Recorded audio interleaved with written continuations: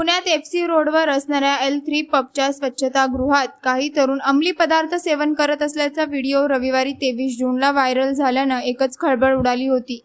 यावर शिवसेना ठाकरे गटाच्या उपनेत्या सुषमा अंधारे यांनी प्रतिक्रिया देत राज्य उत्पादन शुल्कचे पुण्याचे अधीक्षक चरणसिंग राजपूत यांना निलंबित करण्याची मागणी केली आहे।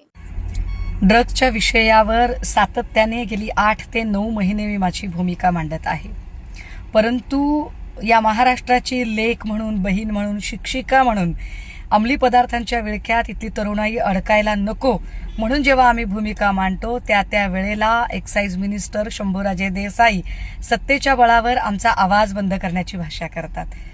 ते आम्हाला धमक्या देतात, अब्रुकसानीचे दावे ठोकतात। मात्र आज आलेले जे व्हिडिओ आहेत ते व्हिडिओ बघता एक्साईज खात्याची सगळी आबरू चव्हाट्यावर आली आहे।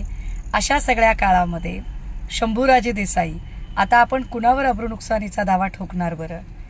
माझी थेट मागणी असेल की महाराष्ट्रामध्ये अंमली पदार्थांच्या जो एकूण सुळसुळाट सुरू आहे यामध्ये मंत्री म्हणून त्यावर नियंत्रण करण्यामध्ये, त्याला प्रतिबंध करण्यामध्ये शंभूराजे देसाई हे सपशेल अपयशी ठरले आहेत। सबब त्यांनी आपल्या मंत्रिपदाचा राजीनामा द्यावा आणि गेल्या 8 ते 9 महिन्यापासून पुण्यातला एक्साईज अधिकारी श्री राजपूत, ज्यांच्यावर आम्ही अनेक प्रश्न उपस्थित केलेले आहेत, आमदार धंगेकर यांनी तर थेट भ्रष्टाचाराचेही आरोप केलेले आहेत, असा भ्रष्ट अधिकारी कुणाच्या राजकीय मेहरबानीमुळे अजूनही त्या पदावर टिकून आहे।